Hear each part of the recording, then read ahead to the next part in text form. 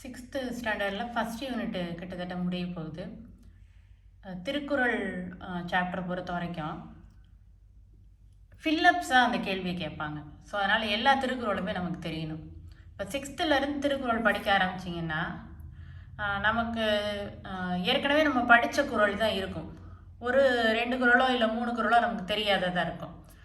So அதனால் அந்த 3 குறளையும் நல்ல டெப்த்தாக நம்ம படித்து வச்சுக்கணும். கண்டிப்பாக திருக்குறள் கேள்வி ஒன்று வரும். திருக்குறள் கேள்வியில் ஏதாவது ஒரு வார்த்தை மிஸ்ஸிங்காக இருக்கும். அப்போ ஒரு வார்த்தை மிஸ்ஸிங்காக இருக்குன்னா ஆப்ஷனில் பார்த்தீங்கன்னா எல்லா வார்த்தையும் ஒரே மாதிரியே இருக்கிற மாதிரி இருக்கும். சரி, திருக்குறள் தானே நம்ம அடிச்சிடலாம் அப்படின்னு நினச்சோம்னா அந்த இடத்துல தான் நம்ம தப்பு பண்ணுவோம். ஏன்னா இந்த கேள்வியெல்லாம் நமக்கு நல்ல நம்மளோட பழக்கத்தில் இருக்க கேள்வின்னு வச்சுக்கோங்களேன். திருக்குறள் நம்மளோட லைஃப்பில் ரொட்டீனாக நம்மளோட லைஃப்பில் இருந்துக்கிட்டே இருக்கக்கூடிய ஒரு விஷயம். அப்போ அந்த கேள்வியை நம்ம மிஸ் பண்ணக்கூடாது. அப்போ 6th 10th வரைக்கும், அப்படி இல்லைன்னா 12th வரைக்கும் இருக்கிற திருக்குறள் நமக்கு கண்டிப்பாக தெரிஞ்சிருக்கணும். நான் முதல்ல சொன்ன மாதிரி தான், ஏற்கனவே நமக்கு தெரிஞ்ச குறள் அதில் நிறையா இருக்கும். அப்போ தெரிஞ்ச குறளை விடக்கூடாது, தெரியாத குறளை கண்டிப்பாக நம்ம படிச்சிடணும்.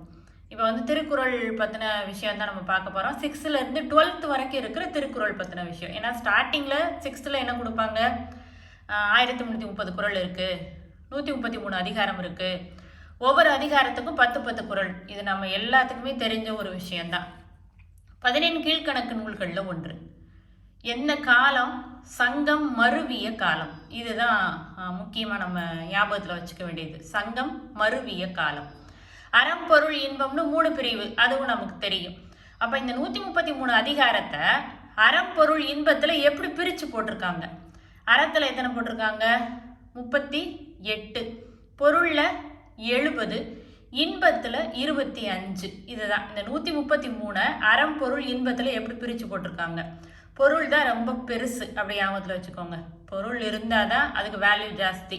அப்போ பொருள் தான் அதிகம். எவ்வளவு? கரெக்டு, 70. ஓகேவா? அறத்தில் எத்தனை? 38. 3, 8. 3 8ஆகவும் மாற்றலாம். சில நேரம் தப்பு பண்ணிட்டோம்னா 3 8ஆக மாற்றுவோம்ல. அப்போ ஞாபகம் வச்சுக்கோங்க, 38, 70, 25. ஓகேவா? இது 3 கூட்டினா 133 வந்துடும். ஓகே, நெக்ஸ்ட் பாருங்களேன். 38 அதிகாரத்தில் எத்தனை இயல் கொடுத்துருக்காங்க? 4 இயல் கொடுத்துருக்காங்க. 70 அதிகாரத்தை 3ஆக பிரிக்கிறாங்க, 25 2ஆக பிரிக்கிறாங்க. ரிவர்ஸில் எடுத்துக்கோங்க, 4, 3, 2 அப்படி ஞாபகம் வச்சுக்கோங்க. நான் அதனால தான் சொல்கிறேன், ஆர்டரை இந்த மாதிரி கொஸ்டின்ஸுக்கெல்லாம் ஆர்டரை நம்ம மாற்றக்கூடாது. அறம் பொருள் இன்பம் 38, 70, 25, 4, 3, 2. அப்போ இயலோட மொத்த கவுண்டிங் எத்தனை? 9. Okay, very good. 4, 3, 2, அப்போ 9. நெக்ஸ்ட் பாருங்களேன். இப்போ 4 இயல் என்னென்ன? இப்போ இந்த 38 அதிகாரம் பார்த்தோம்ல, 38 அதிகாரத்தை 4 இயலில் எப்படி பிரித்து போட்டிருக்காங்க இங்கே பாருங்கள். பாயிரவியல், இல்லறவியல், துறவரவியல், ஊழியல். இதுவும் ஆர்டரை மாற்றாதீங்க. பாயிரம், இல்லறம், துறவரம், ஊழியல். பாயிரவியலில் 4, இதில் 1 டிஜிட் நம்பர் 2 இருக்கும். ஊழியலில் 1. இந்த கவுண்டிங்கை மாற்றக்கூடாது. ஏன்னா அந்த டைமிங்கில் நமக்கு பாயிரவியல் 1 ஊழியல் 4 நமக்கு லைட்டாக ஒரு கன்ஃபியூஷன் வரும். அப்போ பாயிரவியல் முதல்ல ஹை தான், 4. அடுத்தது ஊழியலில் 1. அடுத்து இல்லறவியலில் 20, துறவரவியலில் 13. இங்கே ஞாபகத்தில் வச்சுக்கோங்க. இன்பத்தில் 25 அதிகாரம் இருக்குது, இங்கே 20 இயல்கள் இருக்குது. சாரி, இங்கே 20 அதிகாரம் இருக்குது. எதில்? இந்த 4 இயலாக பிரிக்கிறோம்ல, அறத்தில் 4 இயலாக பிரிக்கிறோம்ல, அங்கே 20 அதிகாரம் இருக்குது. அப்போ இந்த கவுண்டிங்கை மட்டும் நம்ம மிஸ் பண்ணக்கூடாது. அதாவது இந்த மாதிரி கேள்வி வரும் நமக்கு தெரிஞ்சிருச்சுன்னா வேகமாக என்ன பண்ணிடணும், நம்ம ரஃப் ஒர்க் சைடு பென்சிலில் நம்ம ஆர்டர் படி எழுதி வச்சுக்கணும். நான் அதான் திரும்ப சொல்கிறேன், எழுதுறது தான் இதுக்கு ஒரு பெஸ்ட்டான வழி. எத்தனை கொஸ்டின் நம்ம ரெஃபர் பண்ணுறோமோ, எத்தனை கொஸ்டின் நம்ம கொஸ்டினாக ப்ராக்டிஸ் பண்ணுறோமோ, அது வேலையே கிடையாது. இங்கே என்ன வேலை? நான் எதுக்கு வேலை ஜாஸ்தின்னா, நம்ம எழுதணும், பாயிண்ட்ஸ் எடுக்கணும். இந்த மாதிரி டேபிள்ஸ் எல்லாத்தையும் நம்ம ஈஸியாக மெமரியில் வச்சுக்கணும். அப்படின்னா டெய்லி ஒரு தடவை இதை ஷார்ட்கட்டில் பென்சிலில் நம்ம எழுதி பார்க்கணும். அப்போ இந்த ஆர்டர் நமக்கு மறக்காது. அதாவது ஈஸியாக இருக்கிற மாதிரி தான் இருக்கும், ஆனால் ஆப்ஷனில் எல்லா நம்பர்ஸும் வந்துடும். அப்போ நமக்கு லைட்டாக ஒரு கன்ஃபியூஷன் வந்துடும். பார்த்துக்கோங்க, 4, 20, 13, 1 இந்த ஆர்டரும் நமக்கு தெரியணும்.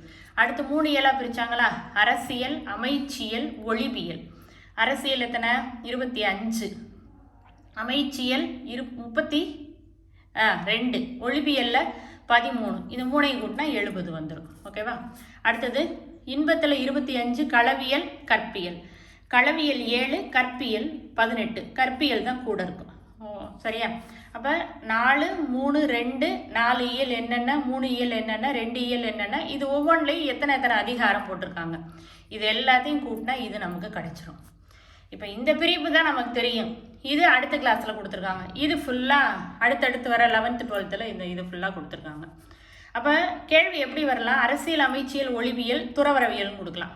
மாறுபட்டது எதுன்னு கேட்பாங்க. அப்போ துறவரவியல். இதில் 3 கொடுத்துட்டு இதில் தூக்கி 1 போடலாம். மாறுபட்டது எதுன்னு கேட்கலாம். புரியுதா? இல்லை அதிகார வைப்பு முறை 25, 22,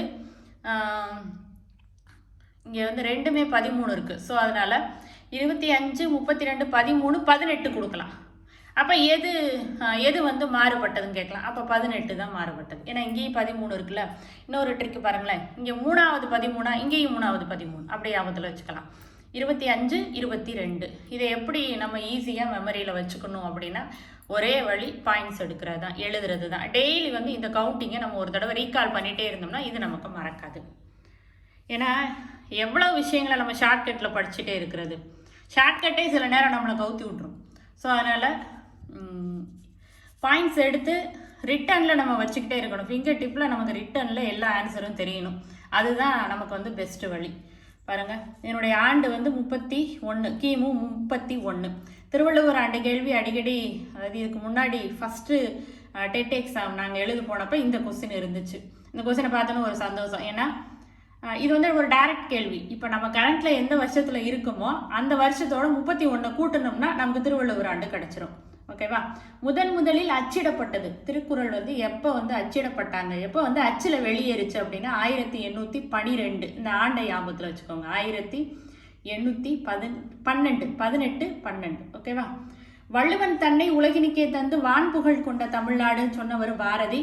வள்ளுவனை பெற்றதே புகழ் வையகம் சொன்னவர் பாரதிதாசன். வள்ளுவன் தன்னை பாரதி, வள்ளுவனை பெற்றதால்னு சொன்னவர் யாரு?